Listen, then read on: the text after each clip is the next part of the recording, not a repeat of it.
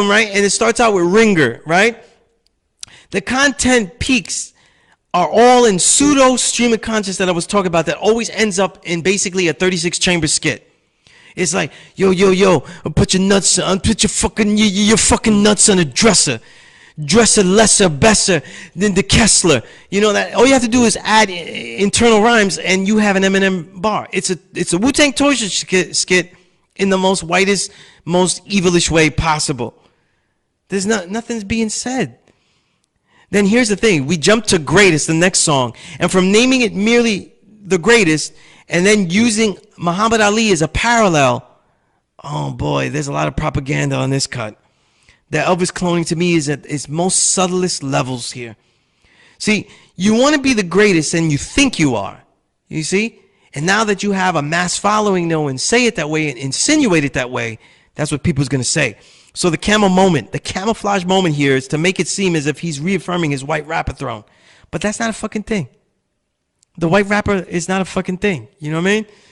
So really, if we analyze the song lyrically, the reasons he gives of being the greatest is really a lot of materialistic chest pumping. Break that verse bar for bar. Jay-Z would be very, very proud because he's Scrooge McDuck. Scrooge McDuck drove in. You know, who's the villain that always opposed Scrooge McDuck? Because that's Eminem diving in, though, into that pile of soft gold. It's soft gold because, you know, my nigga would be dead. How does that Scrooge dive into that gold not be dead? But yo, then we have Lucky You. They made a video for it. I don't understand it. So it's got Joyner Lucas on it. And I say Joyner Lucas is a perfect example of the liberal arts movement. He's a rising star in the liberal arts movement. He says this, I'm going to quote Joyner Lucas. All my life I want a Grammy, but I'll probably never get it. I ain't never had no trophy or no motherfucking ribbon. Fuck the system. I'm that nigga. Bend the law, cut the rules. I'm about to risk it all. I ain't got much to lose. Now that there is such an amplified lust for establishment's acknowledgement disguised as a glorification of rebellion that you'll ever hear on wax. I'm going to act like a rebel, but deep down I'm really hurt because they don't want to give me the trophy. You know what I mean? They don't want to give me a trophy, so I'm going to be a rebel. Shit. It's like that's why we like the superhero and not the supervillain. Because the supervillain is a bitch nigga that didn't get the awards and then he becomes a supervillain. You know what I'm saying? Remember, not MF Doom, but remember Doom. Dr. Doom. He never got his accolade, so he was like, fuck that, I'm going to be a villain and shit. That's what you sound like. That's what you sound like. You know what I mean? It's perfect to be embraced by Eminem. And for Joyner, it's in line with his non-hitting hit, the I'm Not a Racist, that gives a false balance to the issue of racism by coupling survivalist prejudices of black people with racist tendencies of white people. See, when we look at white people and we go, I don't know, this motherfucker got a trucker cap and he looks all weird and shit. You know, he could be somebody that'd kill us. That's a prejudice, though, that probably could pan out. Your shit is just racist tendencies and shit. So as we continue, right, Stepping Stone. Stepping Stone. This is it. Stepping Stone literally gives apologies in place of reparations moment. This is a Bill Clinton moment. I apologize for slavery. I apologize, D12, for using you as a stepping stone. But yo, this shit is over already. You know what I mean?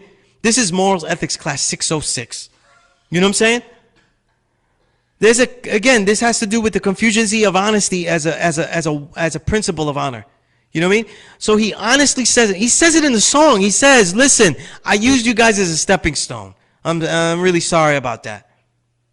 How do you get over that, though? Nigga, you got some money. Do some reparations and shit. Are you? Are you? And if he is, he should have said something, though. At least it'd be a good model for other white people that have stepped on brothers on the way up. You know what I mean? But I don't know. I don't know. You know what I mean?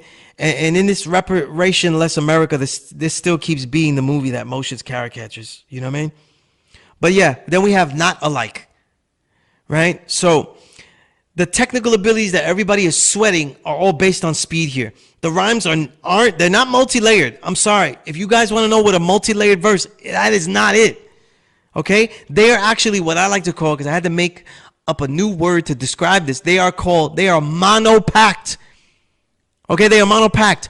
You want to see a monotone delivery that is multi-layered, that's Big Pun. If you want to see just monopacking, where you're just saying a lot of shit and nothing's really happening, that is this song, Not Alike. And why? Because here's the thing, an issue I have though. A lot of MCs now, they overbar. And it's because they've been failing ever since Kool G Rap. Kool G Rap never overbars. Listen to any Kool G Rap verse. He go as fast as possible. He never overbars. And that's what makes him the go to that shit. It's just mind blowing. When you listen to Eminem, he's literally overbarring. You know what I mean?